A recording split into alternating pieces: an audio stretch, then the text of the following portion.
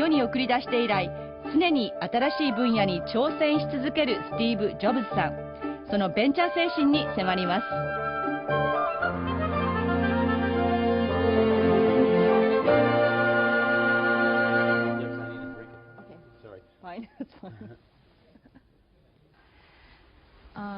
Mr. Jobs, or Steve, thank you very much for joining us today. Sure, thanks for inviting us.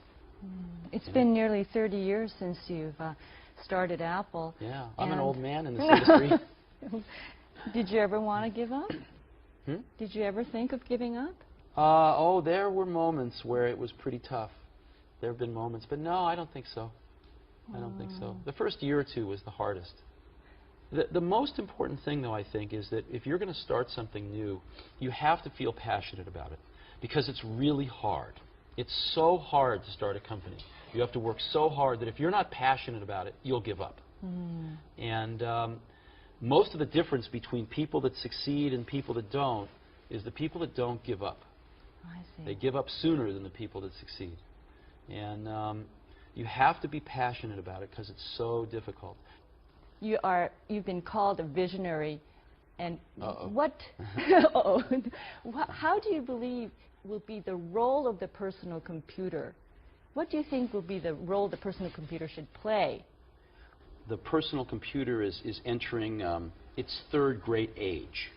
Third great age? Third great age. The first great age started around 1980, and that was the age of productivity with the spreadsheets and word processors and things like that. And that primarily benefited businesses. About 6 or 7 years ago, we began the second great age, which was the age of the internet. And all of a sudden, not only businesses were benefiting, but regular people, consumers. We could buy these for our homes, and our children could get on the internet, we could get on the internet, and it was tremendous. But now that's maturing a little bit. And we're beginning the third great age, which is the age of digital lifestyle, which is being triggered by all these wonderful digital devices, most of which are coming from Japan. So we have digital camcorders, we have digital cameras, we have DVD players, we have handheld computers, we have cell phones, and all of these things, actually, the personal computer can make them even better. We first created the personal computer and there was no personal computer in 1975. It's very hard to believe. Well, that's why we made one. Yeah. We made one because we wanted one, and there wasn't one, so we had to make one. Did you know that when you made the personal computer, though, that this would become a major industry? I mean, did you know like this? No. It took about a year before we started to sense it. I had a partner named Steve Wozniak, who's a brilliant guy, and he did most of the engineering on the original Apple I and the Apple II. And after about a year, we showed it to we just made it for ourselves. And we showed it to our friends, and they all wanted one. And so we were busy making these computers by hand for our friends, and it was taking all of our life, all of our spare time. And so we decided we better manufacture 100 of these to get, so that we can not have to spend the rest of our lives making them for our friends. And that's how we got into this. We didn't think about starting a company. We were just doing it for ourselves, and then our friends, and then the circle got bigger and bigger and bigger. Now there's 25 million people. So you were having fun? Oh, yeah. We've always had fun doing this. So many young people are aspiring to become, startup venture, venture companies and emulate something like Apple for themselves. And sometimes people come to me and say, I want to start a company. And I say, why? They say, oh, I want to make lots of money. I say, forget it. That's not a good enough reason. You will not, most likely you will not succeed. Most people that have started companies because they want to make lots of money, I haven't seen very many of those succeed. The ones that succeed are people that come, sometimes they don't even want to start a company, they just have an idea that they want to get out, express out into the world. And oftentimes they have to start a company because nobody else will listen to them. Think different is easy to say. I mean, it's just 2 words. It's easy to say, but much harder to do. But it's a company of 10,000 people. How do you permeate the message throughout all the employees? What do you say to them? Well, you permeate it by example, ultimately. And in other words, when something's not quite good enough, do you stop and make it better, or do you just ship it? You know, and everybody watches to see how the senior management makes those decisions. And what we've tried to do is stop and make it great before we ship it. When we have problems, stop and fix them. And by example, you can say anything you want, but everybody watches very carefully when you're in a difficult situation, what decisions you make, what values you have. I mean, there are so many Japanese companies who are now trying to rejuvenate themselves, trying to instill a sense of sort of adventure spirit in their companies. And they would like to know how you do it. And, you know, it's probably it's probably not easy to do. Yeah, you know, we try to hire really smart people, but we have a very simple organization, and we try to focus and do very few things well. And focusing's hard because focusing doesn't mean saying yes, it means saying no. So we decide not to do a lot of things so we can focus on a few handfuls of things and do them well. And I think, you know, everybody working at a company wants to do something great. They want to be excited about what they're working on. And they want to be recognized for it if they do a really great job. So we just try to allow people to do the best work of their lives at Apple and get it out to 25 million customers that we have. And that's very exciting. And when you're working on something and you know if this works out, up to 25 million people are going to use this. It's very motivating. You know?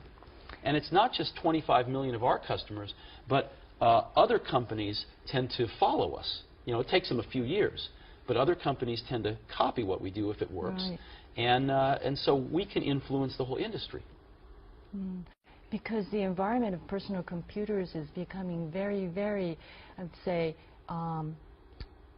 negative. The personal computer market is not so vibrant. It used to be the engine for the American growth. What is your perception as an entrepreneur for the prospect? I don't see it quite the same way, but that's okay because Apple's in a great spot. Apple, maybe 3 or 4 years ago, was a little fragile. But in the last 3 or 4 years, everyone at Apple's worked so hard, and we've got such great customers that we've sold a lot of computers. But some people say that we're now entering a post-PC era, that the personal computer age is behind us, and there are many, many portable net applications that are available. Why do you think the PC can be the center?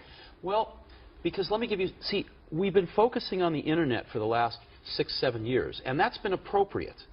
But the Internet is just one of the things we can do with a computer. And let me give you an example.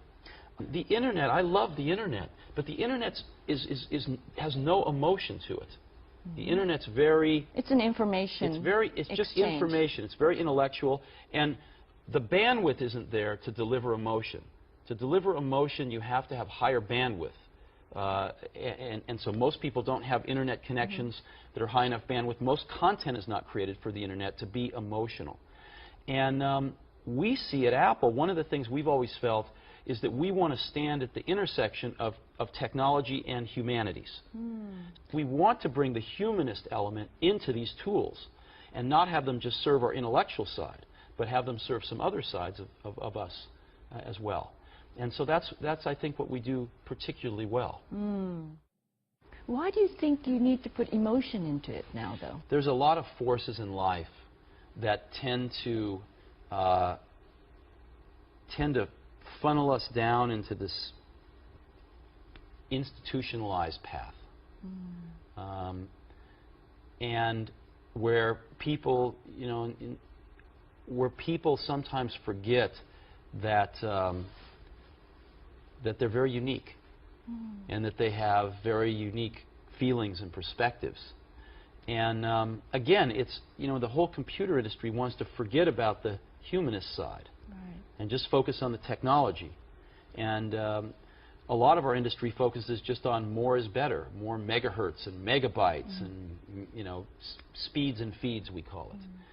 But we think there's a whole other side to the coin, which is, what do you do with these things? Can we do more than just spreadsheets and word processors? Can we help you express yourself in richer ways, in your music, in your movies, in your photography, and these kinds of things that people want to do? Do you have a camcorder?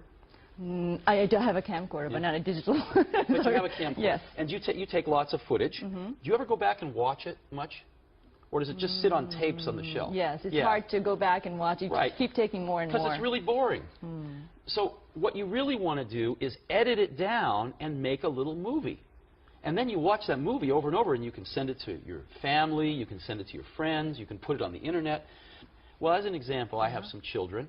And, four children, I understand. And I shoot some footage, and I remember making my first iMovie where I could edit the clips together, and I could put some cross dissolves in and some titles on. And then I took one of my favorite pieces of music and stuck it in and added a soundtrack, and I made about a 3-minute movie. And I showed it to my wife, and she started crying. But you have to be so creative yourself. Actually, I don't know how many people can be so creative as to want to spend their time making movies and, you know, listening to digital music. Maybe somebody like you who is very, very digitalized can help. We've had over 1 million customers make movies now with iMovie. Over 1 million.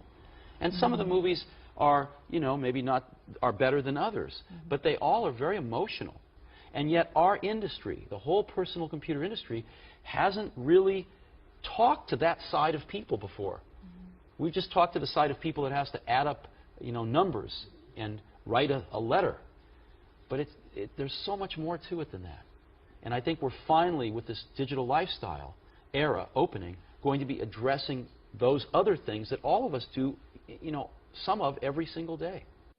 I mean, you said that you've become an old man in the industry after 30 years. But do you see how do you see yourself 10 years from now? You know, my headlights are not that good. I don't know. I don't really think about it. You know, I think about a year, 2, 3 down the road. We have some projects at Apple that are sort of maybe 4 years down the road, 5 years, probably like 3 or 4 at the most, because things change too much. You can be going down a path, you say, well, in 5 years I want to be here, but then something new happens, and you just say, forget that, I want to be over there. So most of this 5-year planning that I've seen in my life, some of it's essential, but most of it changes too quickly. So we tend to look 3, 4 years. It's about as far ahead as we can see. So your quest for fun continues. Oh, yeah. Okay. Thank you. Thank you very much, Steve. Thank you.